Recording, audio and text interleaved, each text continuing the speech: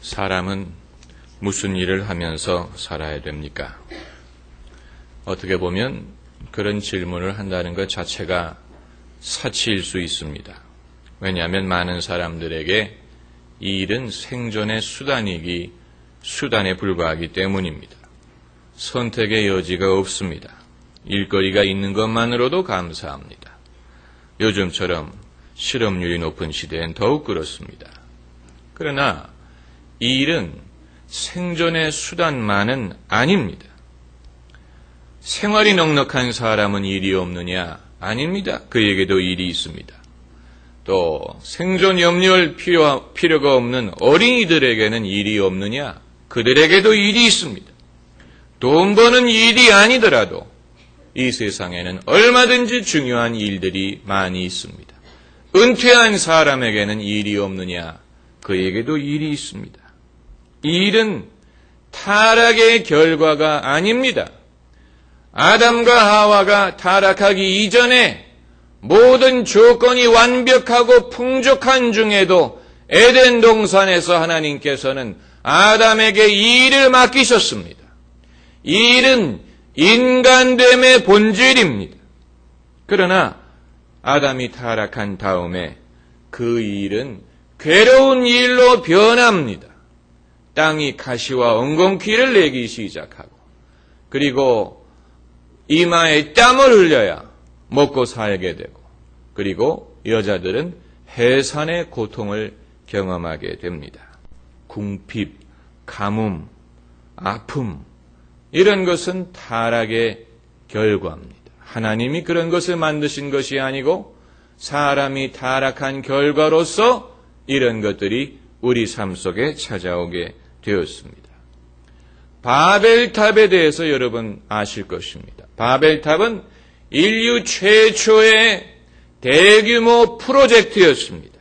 많은 사람들이 바벨탑을 짓는 일에 매달려서 그들의 시간과 노력과 재물을 투자했습니다.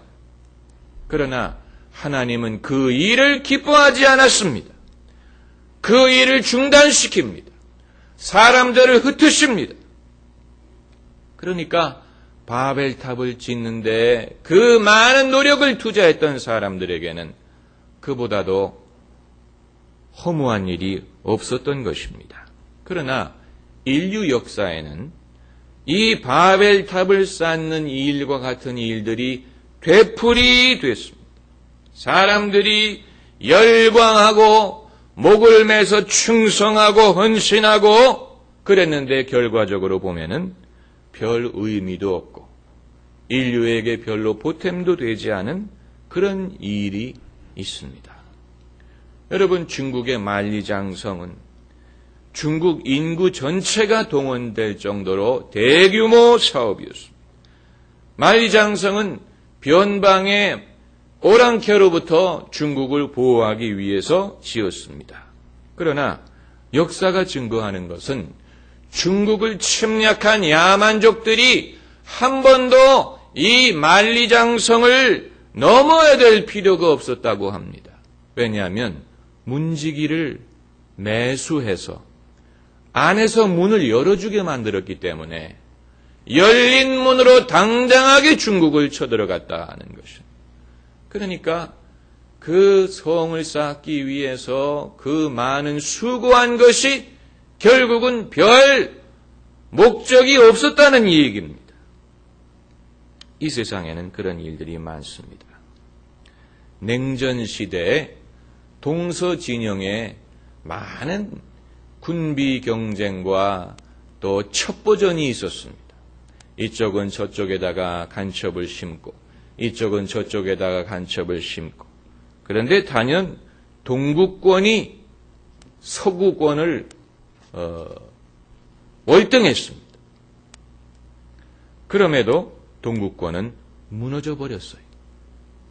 그러니까 그 많은 수고가 무슨 소용이 있었느냐 하는 것입니다. 저는 지난주에 어떤 시위에 참석하고자 하는 충동을 느꼈습니다. 구체적으로 어떤 시위였는지는 말씀드릴 수 없습니다만은 많은 사람들이 모여서 항의하고 반대의 뜻을 알리는 시위입니다. 그래서 머리에 띠를 띠고 갈까, 목사 칼날을 하고 갈까 고민했습니다마는 마지막 순간에 이것은 하나님의 방법이 아니라고 생각했습니다. 그러면서 제 마음속에 의문이 생겼습니다.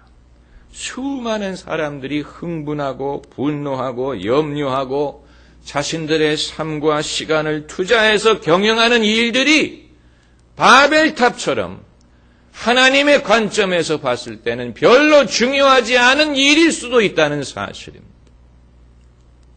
여기에 대해서 한편으로는 하나님이 야속하다는 생각도 들고 또 한편으로는 허무하다는 생각이 들었습니다.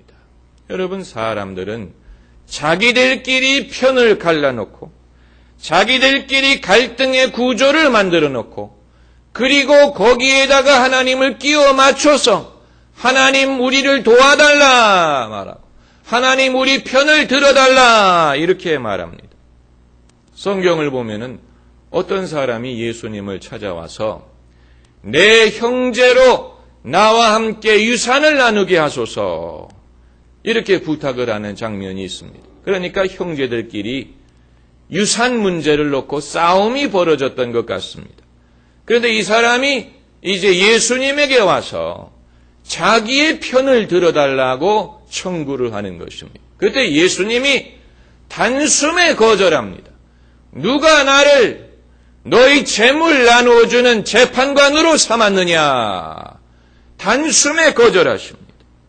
왜냐하면 사람들끼리 만들어 놓은 갈등의 구조에 예수님이 개입하실 리가 없습니다.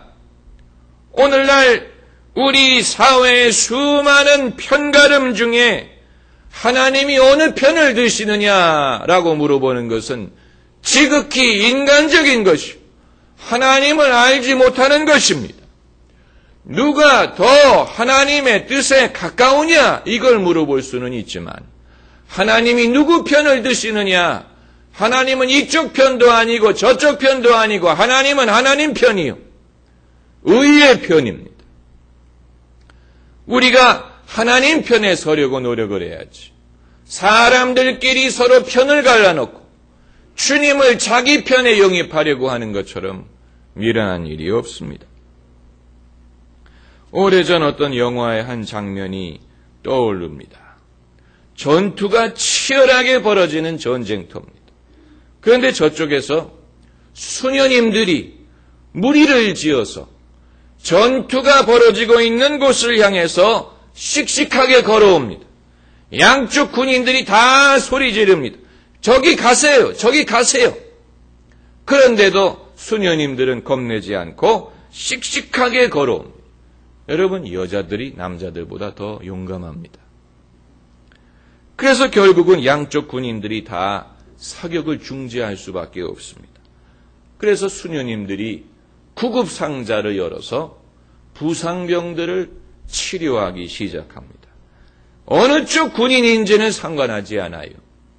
이쪽 군인도 부상자면은 치료해주고 저쪽 군인도 부상자면은 치료해줍니다. 여러분, 만일 인간의 갈등의 현장에 하나님이 임재하신다면 그런 방법으로 임재하실 것입니다. 그 수녀님들이 걸어오는 것은 마치 천사들이 다가오는 것과 같은 그런 느낌을 받습니다. 천사들. 이쪽 편 저쪽 편은 사람이 만들어 놓은 것이지만 하나님은 이쪽 저쪽을 둘 다 사랑하시고 둘 다를 도와주시기를 원하십니다.